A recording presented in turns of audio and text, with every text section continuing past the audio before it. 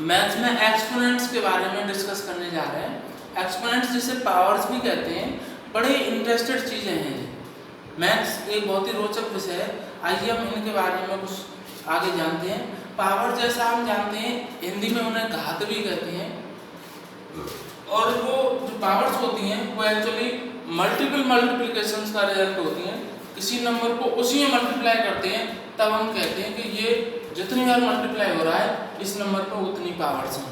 Suppose for an example, if we multiply 2 into 2 into 2 means we will multiply 2 in 4 times, then we will say that it is the 2 powered by 4।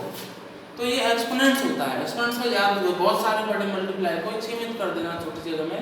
अब बात आती है इसमें इनकी qualities क्या होती हैं। यदि किसी नंबर पर 0 एक्सपोनेंट्स हैं तो इसकी वैल्यू 1 होती है। यदि किसी एक्सपोनेंट्स को हम 1 मान लो 2 कर देते हैं तो इसका मतलब हो जाता है कि ये जो एक्सपोनेंट है ये इसका रूट है, रूट हो जाता है, उसे रूट कहा जाता है। इसी प्रकार से यदि हम किन्हीं 2 एक्सपोनेंट्स को मान के चले, हम यदि एक पे x एक्सपोनेंट है और दूसरे पे मान लो दूसरे नंबर है और उनका जो आधार है वो सेम होना चाहिए, एक पर a का पावर बाई y है, तो हम इसका जो वैल्यू है उसे हम कर सकते हैं a power by x plus y। इस तरीके से हम एक्सपोनेंट को सिंपल कर सकते हैं, सॉल्व कर सकते हैं। दूसरा, यदि हमारे पास मान के चलिए कोई नंबर नीचे है 1/2 पावर बाई 4 है, तो उसे हम कह देंगे कि इस पर 2 पावर बाई -4 है, हम ये कह देंगे। यानी कि जो माइनस होती है पावर में वो उसके उन पावर्स का उस वैल्यू का डिवीजन होता है 1। तो इस तरीके से हम जो छोटे छोटे फैक्ट्स हैं इन चीज़ों को हम समझें, जिससे कि हम एक्सरसाइज को प्रॉपर तरीके से कर पाएँ। आगे इन एक्सरसाइज में हम देखेंगे कि अलग अलग तरीके से ऑपरेशंस होते हैं, किस तरीके से हम रेसिप्रोकल ढूंढ सकते हैं। तो इसका ये रेसिप्रोकल है, वो रेसिप्रोकल ये जानते हैं, सिर्फ इसका जो चिन्ह है, जो साइन है, वो चिन्ह होता है वो उसका रेसिप्रोकल होता है। इसी प्रकार से हम किसी भी नंबर को इवेल्युएट भी कर सकते हैं। सपोज करिए हमारे पास कोई एक सम है जिसे मैं सॉल्व करके आपको दिखा रहा हूँ। इन सभी एक्सपोनेंट्स का जो मैंने आपको दिखाया, इनका एप्लीकेशन किस तरह से है, वो इसमें 1/4 powered by -1 -1/5 powered by -1 plus 1, we have to evaluate it. इसमें 1 प्लस करना। तो हम सबसे पहले we will solve the bracket according to the BODMAS. So bracket में भी 1/4 का माइनस है, तो it means it will be 4 minus 1/5 का -1 means 5। Then we will close the bracket plus 1, it will be 4 - 5 -1, then there is plus 1, -1 + 1 we will get 0। 0 is the answer. इस तरीके से हम देखने में बहुत बड़ी लगने वाली सम को चुटकियों में भी आसानी से हम कर सकते हैं, यदि हमारे पास हमारे बेसिक्स क्लियर है।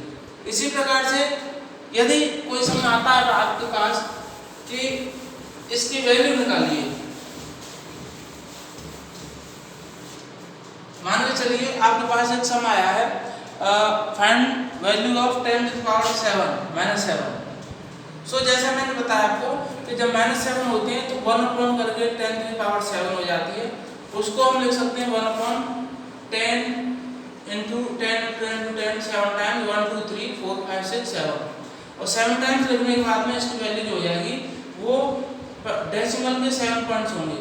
तो 0.0 0 0 0 0 1 2 3 4 5 6 7 and 0, it will be the value of 10/-7। इस तरीके से हम किसी भी चीज़ की वैल्यू हम निकाल सकते हैं।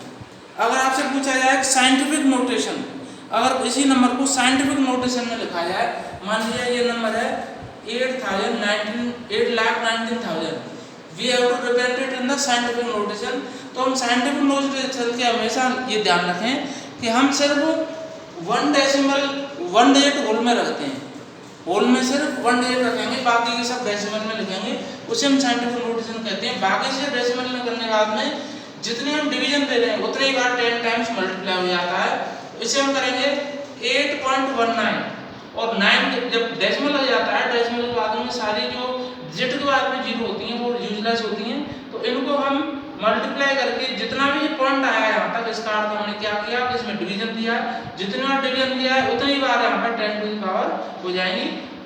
1 2 3 4 5 आफ्टर 5 देयर इज 0, ये डेसिमल है हमारा, तो इसलिए हम यहाँ पर कर देंगे 10 to the power 5। It is the scientific notation, इसे कहेंगे साइंटिफिक नोटेशन। इसी प्रकार से यदि आपसे कोई कहता है कि स्टैंडर्ड फॉर्म में लिखिए इसे, तो स्टैंडर्ड फॉर्म के लिए हम क्या करते हैं कि इसको ठीक उसी तरह से उल्टा कर देते हैं। जैसे अभी हमने कहा था ये स्टैंडर्ड फॉर्म था, तो ये साइंटिफिक नोटेशन है, इसे स्टैंडर्ड फॉर्म में लाना है। तो इसी तरह से मान लीजिए ये हमारे पास 3.88 × 10 to power 1, 3.88 × 10 to the power -1, मान लिया हमारे पास ये है, इसे हमें साइंटिफिक नोटेशन में लाना है। तो हम सबसे पहले हमारा क्या होना चाहिए, ये 10 टू द जितनी पावर से इनको रिड्यूस करना, तो 3.88 और ये -1 है, तो इसका मतलब इसमें 10 का डिवीजन क्या है, मींस 0.388 हो जाएंगे। 2 डेसिमल पहले थे, 10 से डिवीजन देने पर 1 डेसिमल और लग जाता है, 3 के बगल में 3 के बगल में ये डेसिमल यहाँ से यहाँ आ जाएगा 1 डेसिमल आगे, then we will get the answer 0.388। It is the standard form, it is called standard form. ये साइंटिफिक नोटेशन है, राइट एंड साइंटिफिक नोटेशन।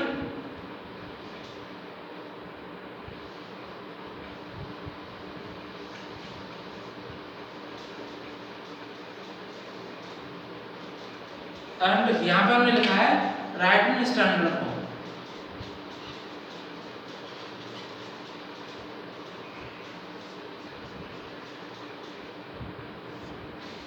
इस तरीके से हम किसी भी नंबर्स को हम आराम से चेंज कर सकते हैं।